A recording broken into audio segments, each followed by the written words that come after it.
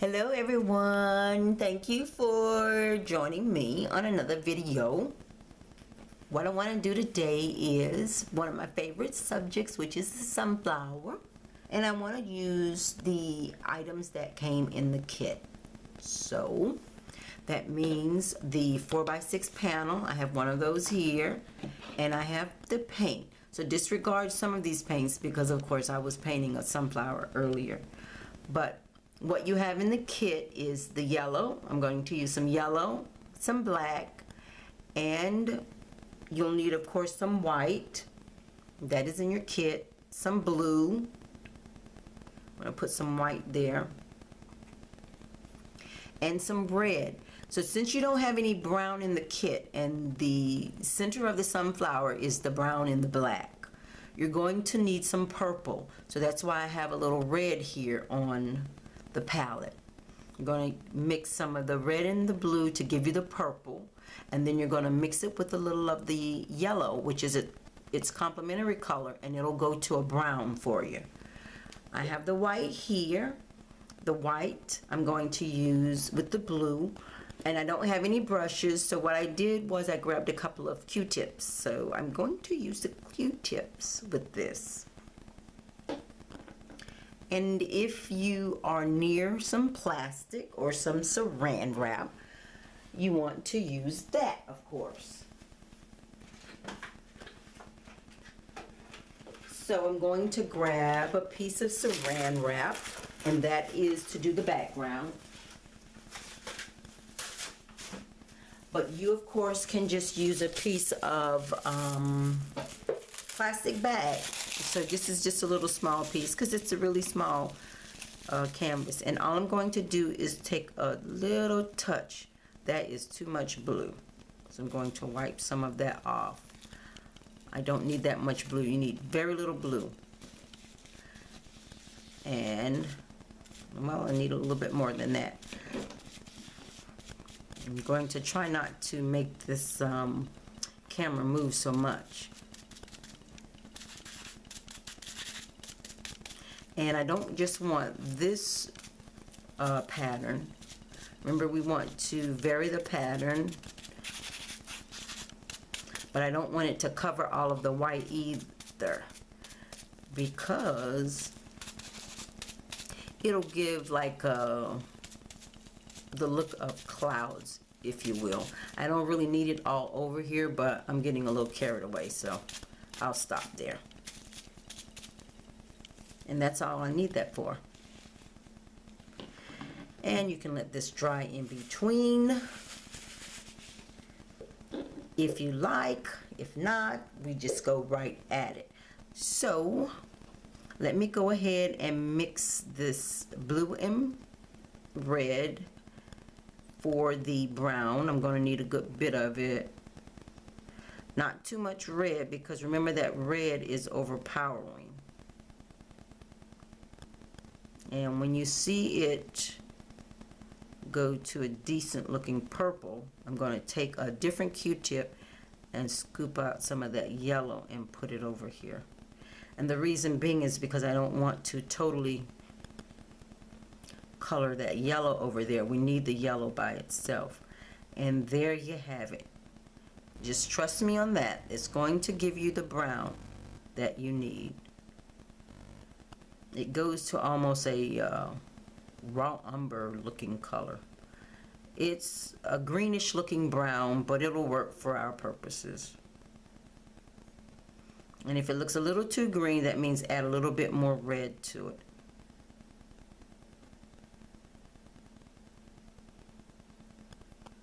There, that's the brown I need. So now I'm going to go ahead and draw with this brown. So the surface is not that large, and I want the sunflower to sort of face upward, so I'm going to make the oval like that. Now remember the black, so we want some black in there. I don't want to completely cover one color, so I need to be able to see the black, and I need to be able to see this brown. So you can see which one I'm dipping in the brown now.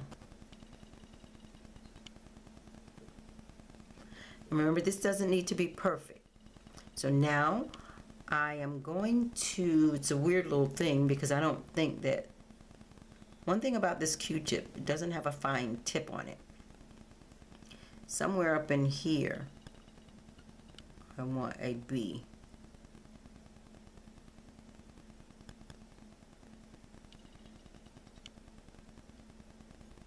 And the wings on the bee look like a heart, and that's close enough because I'm going to paint it in. So there we have that, and I'm going to use this brown and sort of make the petals. I want them to radiate outward from the center piece. Remember, the sunflower is facing up, so these petals are going to go downward like this. I don't want them that long here because I'm only going to see part.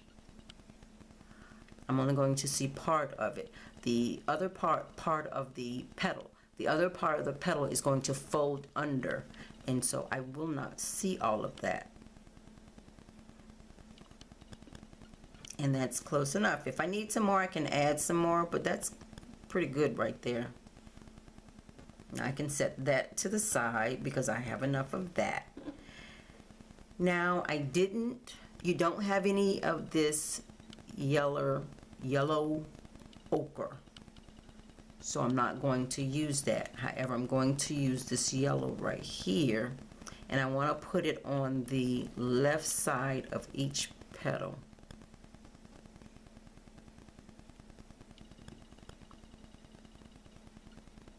Here, a little. Always do a little. You can always add more. And since it's wet on wet, that means I'm going to be globbing paint on, and that's what I'm doing here. I'm sort of globbing the paint on. And that's because I don't want a bunch of back and forth motion. I'm just adding more paint. I don't want a bunch of back and forth motion on this. I'm just kind of gonna put it down and see what happens. And sometimes this is what you do when you are experimenting. I'm trying to make sure I put that on the wrong side. Nope, that's correct. I got the bright yellow on the left side of the petal, like so. Now let's see if I can come back and get this brown. And what I'm doing is adding more yellow. So I had a thing of yellow right here that I hadn't used, and I'm going to see how it looks here.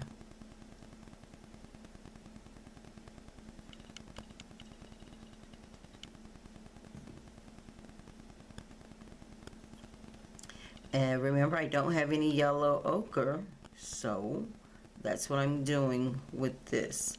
And it should be on the right side of each petal.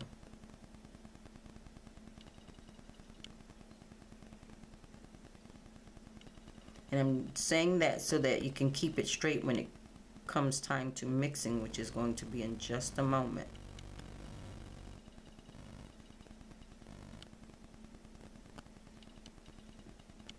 So whichever side you start on, you just keep going with it, so to speak.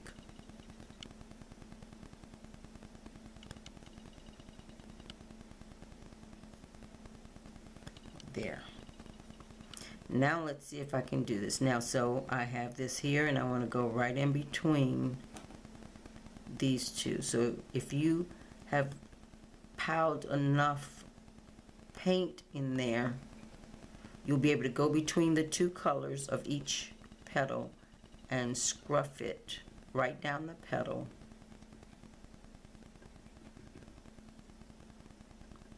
To blend them together. Your great little finger brush is not going to work for this. And so with these, now I'm just going to kind of bring it on. I don't want any white showing between the petals in this area. The white can show between, well, it's blue, but it can show between the petals down here on the, near the end, but not up here where it's attached. Because what happens is there's so many petals, they overlap each other.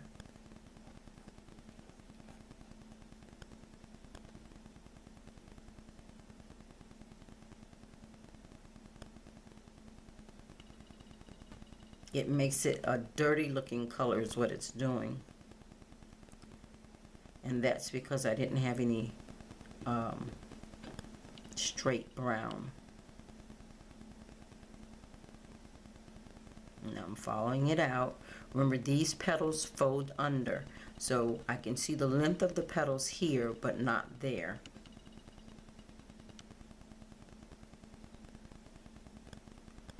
And I'm just lightly going, stroking downward the way that the petal will leave the middle of the flower and go downward. It bends, so it's not straight, it's actually bending. And one thing I'm noticing is with the Q-tips, you'll see there's the cotton kind of straggles along, which is fine. I just don't want too much of it.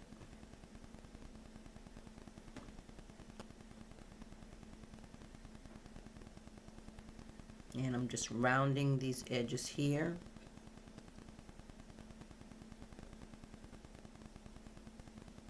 Adding a little bit more paint as I go. The yellow, straight yellow.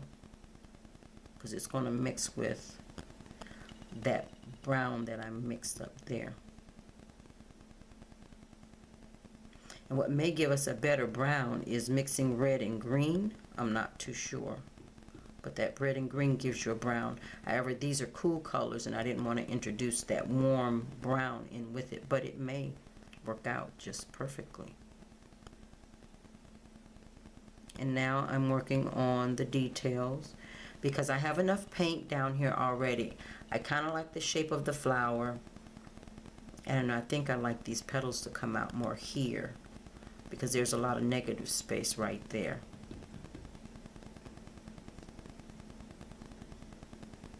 So that's all I'm going to do, is just come out with more yellow.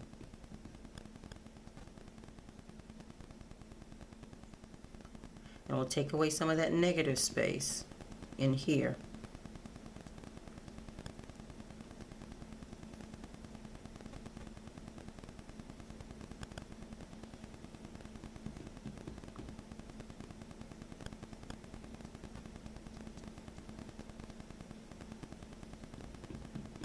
Because this petal is going to come out and fold down. That's what I'm doing right there. Come out and fold down.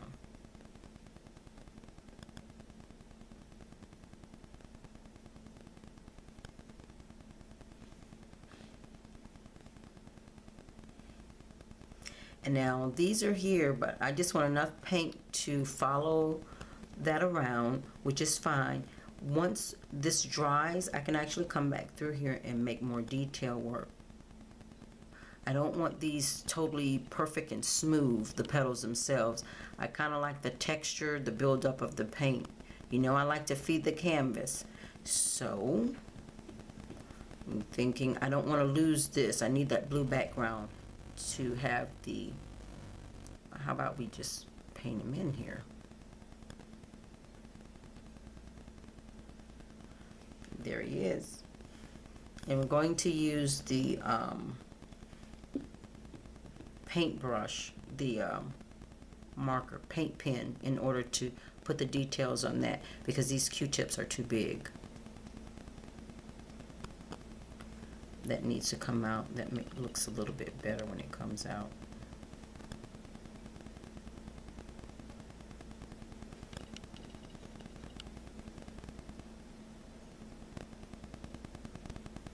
There. That I'll just do when I get to it. I kind of like that. There's no greenery in here, and I really don't want to even worry about putting any greenery in there. I kind of like the way that looks. Now, if I had a thin bristled paintbrush, I could go in with some black, but I would have to use a lot of black. Let's see if I can bring this up so you can see there's quite a bit of paint on there. Because wet on wet, you have to have one layer of paint has to be wetter, so to speak, than the other layer. So what I'm going to do is dry this with a blow dryer. I really want to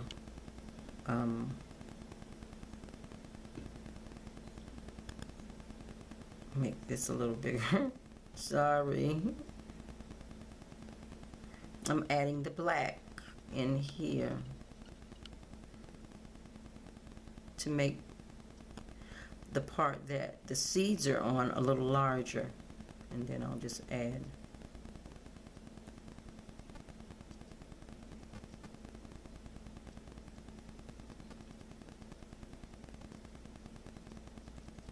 because that section is pretty. And then you want to add some, just tap it with some yellow. Whatever yellow will come off of the Q-tip will be enough for in there. Yeah, that was not big enough. After it's part of the details.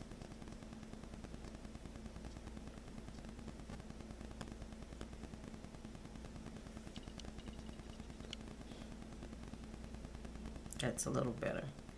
And then that means I need to add a little bit more yellow here and there. That's the pollen. All right, so I'm going to stop touching it now. And I'm going to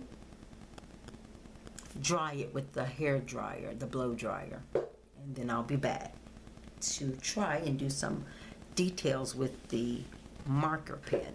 This is sort of funky dark, so I was not thinking. I have just a touch of red over here on this yellow to give it an orange color. And then I'm going to give it just a touch of blue. And that'll give you a brown. But I don't want it to turn all the way brown. I'm just looking for a yellow ochre, and that's yellow ochre right there. So if you take the orange with a touch of blue, it'll give you that yellow ochre that we need to go in here. The yellow is on each petal is where the light is touching it, or it's bending. And you don't want it uniform all the way across the board, because that's not what it looks like in real life. It's never really uniform across the board because the light's touching it differently. I'm just coming back over with some more yellow.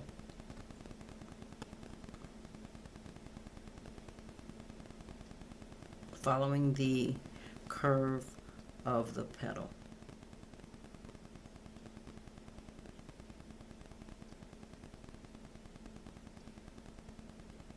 It's streaking here and there between the two colors, which is good because you can't get that variation in color.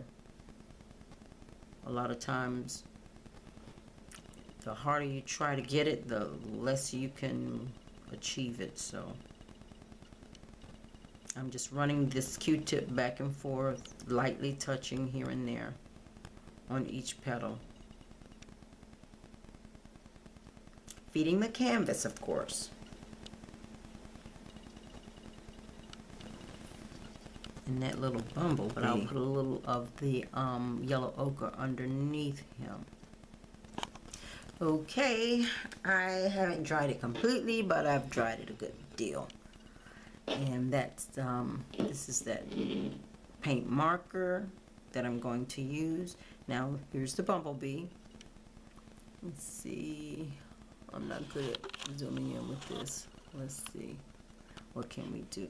We're going to give him a little eyeball, just with a dot right here at the front. Don't want to make it too big because he's really small.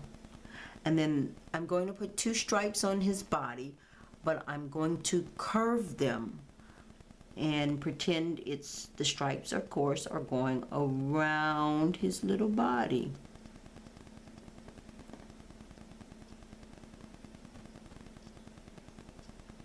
and they will follow the curvature of his little body, and they wouldn't be straight. Close enough. And I'm going to, this was done with the little brown. I'm going to use the marker on that. Put the one there.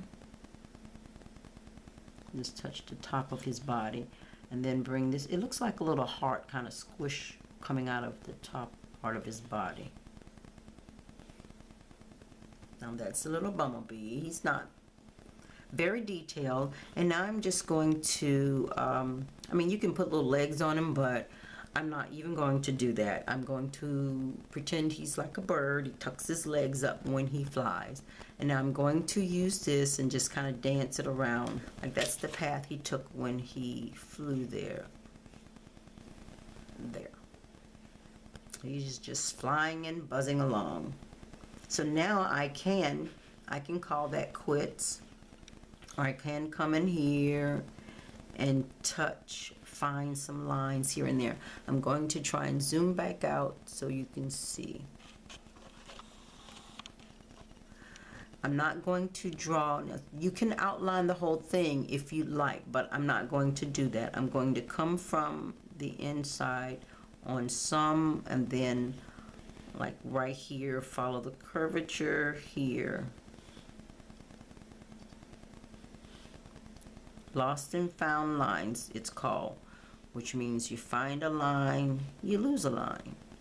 So see how it broke here and picked up down there. Allow the viewer to work. Some lines are thick, some lines are very thin.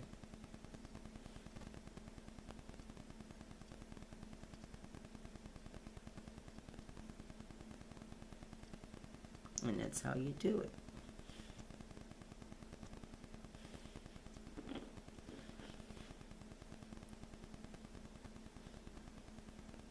That's pretty much it. I don't want too many details on it because I want the viewer to work a little.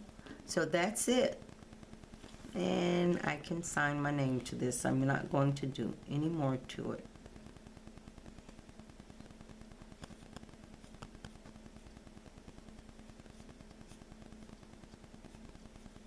That's it. And the one thing I like about these, it's a 4x6 panel. It's thin. You can frame this like we did some of the other paintings. So you can just pick a nice little solid black frame or whatever type of frame you want and frame that. So that you can do with what is in your kit. And you don't need anything extra except a piece of plastic and some Q-tips. Okay, happy painting.